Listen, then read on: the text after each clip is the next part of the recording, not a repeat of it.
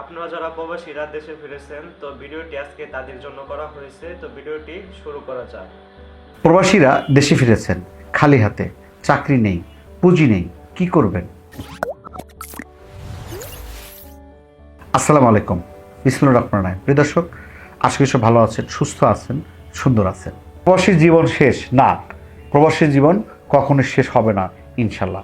আজকের কয়েকটি টিপস আপনাদের দেবো যারা প্রবাস থেকে দেশে ফিরছেন কিন্তু আসলে অর্থনৈতিক অবস্থা ভালো না, চাকরিও পাচ্ছেন না, কি করবেন? কয়েকটি টিপস ফুললি ভিডিও দেখেন এবং যদি এখন সময় না পান আপনার শেয়ার করে রাখেন, আপনি যখন মনে চায় তখন দেখবেন। প্রথমত আপনাকে, যেহেতু আপনার অর্থ নাই, পুঁজি নাই, আপনাকে ভাবতে হবে আপনার সবচেয়ে বড় সম্পদ কি।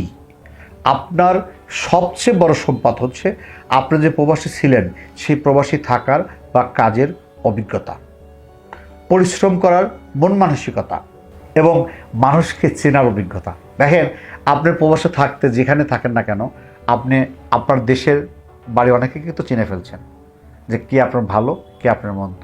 আপনারা চিনছেন কিন্তু দেশে আসার পরে, অথবা আপনার প্রবাসে ছিলেন, প্রবাস থেকে আপনারা চিনতে পারছেন যে মানুষ আসলে কারা ভালো, কারা মন্দ। এবং পরিশেষে আপনার মধ্যে একটা জিনিস আসে, সেটা হলো আপনার কিছু করার মন মানসিকতা। আপনি কিন্তু বসে নেই, আপনি চাচ্ছেন আপনি কিছু করবেন, এরকম মন মানসিকতা কিন্তু আপনার আছে। এটাই হলো আপনার মূল সম্পদ। আপনাকে কিছু করতে হবে। হ্যাঁ, দেখেন, আপনারা অনেকেই কিন্তু প্রবাসে যে কর্মটা করছেন, হয়তো স্টাইলস মিস্ত্রির কাজ করছেন, বা পেন্টিংয়ের কাজ করছেন, বা ইলেকট্রিকের কাজ করছেন, বা ড্রাইভিং করছেন, মানে এটা যে যেমন কাজটা করছেন, দেখেন যে যেমন ওখানে কাজ করছেন সেই কাজের অভিজ্ঞতা আপনাকে দেশে এসে শুরু করতে হবে। এখন আপনার তো পুঁজি নাই, এখন আপনি কী করবেন? এখন দেখেন, আপনি দেশে এসে যে কাজটা করছেন প্রবাসে, সেই কাজের এখানেও কিন্তু সেই কাজের বড় বড় ওস্তাদ আছে, বা বড় বড় কোম্পানি আছে, বা বড় বড় যারা কাজ করে ওস্তাদ বলেন, বা যারা এলাকায় এখন ভালো নাম করে, স্টাইলস মিস্ত্রি করেন, রাজমিস্ত্রি বলেন, বা আপনার রং মিস্ত্রি বলেন, বা ইলেকট্রিক সার্ভিস বলেন, আপনি প্রবাসে যে কাজটা করছেন দেশে কিন্তু সেই কাজটা কিন্তু আছে। এছাড়াও আপনি প্রবাসে যে কাজগুলো করছেন আমাদের বাংলাদেশে কিন্তু সেই কাজগুলো কিন্তু আছে। আপনি সেই কাজে যোগ দেন।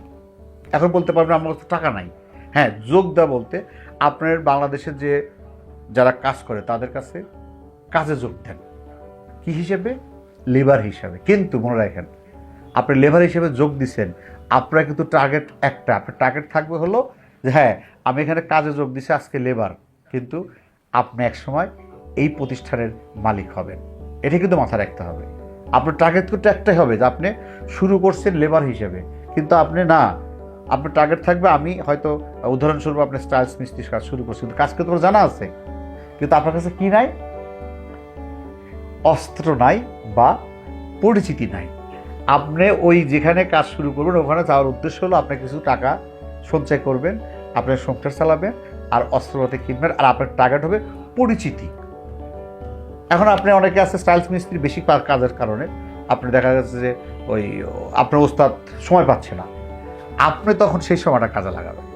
আপনি যে বাসায় যান না কেন বা যেখানেই কাজ করেন না কেন, কাস্টমার সাথে ভালো ব্যবহার করবেন, পাশাপাশি আপনি একটা বন্ধুত্ব তৈরি করবেন যে ভাই যদি কখনো কাজে লাগে বলেন। এই যে আপনার সুযোগটা, আপনাকে এই সুযোগটা নিতে হবে। যেমন আপনি যদি মনে করেন আপনার কাছে কিছু কিছু কিছু অর্থ আছে, আপনি সে অর্থ দিয়ে শুরু করেন।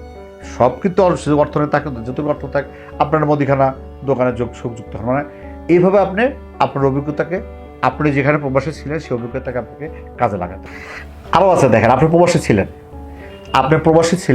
আপনি প্রবাসে থাকাকালীন আপনি দেশে যখন ফিরছেন আপনার হাতে মোবাইল আছে, সেই মোবাইল দিয়ে আপনি কন্টেন্ট তৈরি করা শুরু করে দেন। মানুষ শোনে কিন্তু এটা। আপনি প্রবাস থেকে যখন দেশে আসছেন, আসার পরে কি অবস্থা, আপনি কি অবস্থায় পড়ছেন, আপনার ডেইলি লাইফ কী হচ্ছে, আপনি কোথায় বসে গল্প করতেছেন, কোথায় কি খাচ্ছেন, কে আপনার সাথে কেমন ব্যবহার করলো, আপনি ওখানে টাকাগুলো পাঠাইছেন, সেই টাকাটা দিয়ে আপনার অভিজ্ঞতা শেয়ার করেন, এগুলো মানুষ শোনে। অভিজ্ঞতা শেয়ার মানে এটা মানুষ আপনাকে দেখবে, শুনবে। আপনি তখন ফেসবুক হোক বা ইউটিউবে হোক সেটা আপলোড করেন, সেই ভিডিওগুলো আপলোড করে আপনি কিন্তু একসময় ভালো একটা ফেভারিট হতে পারবেন। এটা কিন্তু বাংলাদেশে একটা কন্টেন্ট ক্রিয়েটারের একটা ভালো নিশ। প্রবাস থেকে যারা ফিরছেন তাদের কিছুই নাই, একটা মোবাইল তো আপনাদের হাতে আছে। শুরু করেন, ভাই আমি প্রবাসে ছিলাম এত বছর, অমুক দিনে এই অবস্থা, আমার তো এখন দেশে এসে দেখি কিছুই নাই। আমি দেশে টাকা পাঠাচ্ছি, আমার অমুক তমুক যারা আমার টাকা পাঠাচ্ছি সবাই টাকা দিয়ে আমার এই বিল্ডিং করছে বা অমুক করছে, এখন আমার কর্মের কিছু নাই, বলেন আমি কী করবো? এই যে স্টোরিগুলা কন্টিনিউ 1-2 দিন পর পর ভিডিও দিতে থাকেন, এখান থেকে আপনার একটা মুনাফা আসতে পারে, হতে পারে তো কোথা থেকে কী হবে না হবে। গ্রামে এসে ছোটোখাটো একটা ব্যবসা শুরু করেন। ছোটোখাটো ব্যবসা বলতে আপনারা দেখেন মুদিখানার দোকান আছে, চায়ের স্টল আছে, ছোটোখাটো যে দোকানগুলো আছে, যদি অল্প পুঁজি থাকে আপনি এগুলো করতে পারেন। গার্মেন্টসের মিনি গার্মেন্টস আছে, যদি আপনার কাছে কিছু পুঁজি থাকে মিনি গার্মেন্টসে যোগ দেন। হালকা কিছু পুঁজি আছে, আপনি 1টা বা 2টা মেশিন নিয়ে আপনি আপনার গ্রামের যে শার্ট প্যান্ট বা রেডিমেড দেখেন গ্রাম অঞ্চলে হাটে বা বাজারে রেডিমেড গেঞ্জি চলে, সেগুলো তৈরি করেন, অথবা শহর থেকে সেগুলো নিয়ে এসে হাটে হাটে বিক্রি করেন। মানে এটা একটা পুঁজি ছাড়া ব্যবসা বলতেছি, মানে একদম কম পুঁজি, যেটা না হলেই চলে। এছাড়াও আপনার অনেক ব্যবসা আছে, এটা আসলে আপনি করতে পারেন। এছাড়াও সরকারি বা বেসরকারি বা আধা সরকারি কিছু প্রশিক্ষণ কেন্দ্র আছে, কিছু এনজিও আছে, দেখেন সেখান থেকে আপনাদের ট্রেনিং দেয়। আপনি যদি আমাদের যুব উন্নয়ন আছে, অনেকগুলো প্রশিক্ষণ কেন্দ্র আছে, সেখান থেকে আপনি কিছু ট্রেনিং নিতে পারেন। আপনার হয়তো 3 মাসের ট্রেনিং, যেমন ধরেন আপনার পশুপালনের উপর ট্রেনিং, এআই ট্রেনিং, তারপরে আপনার অনেকগুলো ট্রেনিং আছে। আপনার ইলেকট্রনিক্স ট্রেনিং আছে, ইলেকট্রিক্যাল ট্রেনিং আছে, আপনার ডাক্তারি বলতে মেডিসিন বিক্রি করার ট্রেনিং আছে। এগুলো হয়তো যদি আপনি মনে করেন আপনি 3 মাস বা 6 মাস বা আপনি সময় দিতে পারবেন, আপনার হয়তো খরচ চালানোর মতো হয়ে আছে, জাস্ট আপনি এখান থেকে কিছু করতে চাচ্ছেন, আপনি এখানে ট্রেনিং করে বা হুন্ডা শোরুম, ফ্রিজের অনেক আছে ভাই, ফ্রিজ সার্ভিসিং, হুন্ডা সার্ভিসিং, অনেক সার্ভিসিং যেটা মানে হাতের কাজ, যেটা যেহেতু আপনার পুঁজি নাই, আপনার পুঁজি কিন্তু আপনার মূলধন হলো আপনার শরীর, আপনার মন, এছাড়া কিন্তু আপনার কিছু নাই। আপনি এগুলোতে আপনি যোগ দিতে পারেন, এগুলো শেখার পরে আপনি বিজনেসে আগাতে পারেন। আর কিছু ব্যবসা আছে, সেটা হলো আপনার বিদেশি চকলেট, আপনার বিদেশি সমৃদ্ধ বলা ঠিক না, বিদেশি কিছু সিগারেট আছে যেটা আসলে ধূমপানের জন্য বিষপান, ধূমপান মানে বিষপান কিছু সিগারেট আছে, যেগুলো আপনি ঢাকা থেকে নিয়ে আসলেন, নিয়ে এসে আপনি অল্প পুঁজি লাগবে, হয়তো 10,000 বা 15,000 বা 20,000 টাকা হলে আপনি ঢাকা চক বাজারে গেলেন, যা ওখান থেকে কিছু বিদেশি চকলেট বা বিদেশি সুগন্ধি বা বিদেশি কিছু সিগারেট এগুলো নিয়ে এসে দেখেন আপনার এলাকায় কিন্তু চলে। আপনার এলাকায় যে মুদিখানার দোকান বা যারা কনফেকশনের দোকান আছে বা যারা এগুলো বিক্রি করে, তাদের কাছে পাইকারি হোলসেলে আপনি বাসাতে কিন্তু বিক্রি করা শুরু করতে পারেন। ভাই বাংলাদেশে এমন একটা অবস্থা, বাংলাদেশে না সারা বিশ্বই, আমার যদি কিছু না থাকে কেউ বা সেটা দিবে না, কেউ দিবে না, কেউ হেল্প করবে না, এটা বাংলাদেশে আমাদের নীতি। আপনাকে আরও আপনার মাথায় যদি তেল থাকে তাইলে আরও তেল দিবে, আর যদি আপনার মাথায় দেখা গেল যে আপনার আরও কিছু নাই, আমার মাথায় তেল আছে, আরও তেল দিবে। যখন দেখবে যে আমার মাথায় তেল নাই, তখন কিন্তু তারা আরও দেখবে না। মানে যখন আপনার দেখবেন যে প্রবাস থেকে ফিরছেন, আপনার কাছে টাকা আছে, লোকজন কিন্তু আপনার কাছে ভিড়বে। যখন দেখবেন না আমার কাছে টাকা নাই বা আপনার কাছে কেউ ভিড়বে না, এটা হলো মানে আমাদের চরিত্র। বা আমাদের আপনার যে আত্মীয় স্বজন আছে, তারা দেখবো আমার জন্য একটা সেট নিয়ে আসে নাই, আমার জন্য আমাকে নিয়ে আসে নাই, আপনার যোগাযোগ না। তার মানে যখন বুঝতে পারবে আত্মীয় স্বজন যে আপনার কাছে কিছুই নাই, তখন কিন্তু আপনি আরও মাইনাস হবেন। এটা কিন্তু আমাদের চরিত্র। আপনার যদি কিছু থাকতো, আরও মানুষ ধার দিতে, কেউ আপনাকে ধার দিবে না, আমি জানি। অতএব এই যে কয়েকটা পলিসি আপনাকে বললাম, এই পলিসিগুলো আপনাকে মেনে চলতে হবে। আপনার দরকার হলে যে কোনো একটা দোকানে আপনি বসে থাকবেন না ভাই, যে কোনো এক দোকানে কাজ শুরু করে দেন, কর্মচারী সাজেন, একটা মুদিখানার দোকানে হোক। হ্যাঁ, তবে একটা জিনিস খেয়াল রাখবেন ভাই, আমি বারবার একটা কথা বলে থাকি যে আপনার কর্মচারী সাজবেন ঠিক আছে, সেই কর্মচারীটা যেন শিক্ষণীয় হয়। আপনার কর্মচারীও আছেন, সেখান থেকে যে শিখে ভবিষ্যতে যেন আপনি কিছু করতে পারেন, এরকম জাতীয় কাজে কিন্তু আপনাকে যোগ দিতে হবে। এমন কোনো কাজে যোগ দেওয়া যাবে না যে কাজের ভবিষ্যৎ নাই। আপনি আজকে হয়তো কর্মচারী, কালকে হয়তো ম্যানেজার, তারপর একটা একসময় মালিক হবেন, এটা আপনাকে টার্গেট রাখতে হবে। পরিশেষে আপনি মনে রাখবেন, আপনার কাছে যেটুকু সম্পত্তি আছে, এই সম্পদটা কিন্তু আপনি হারানো যাবে না।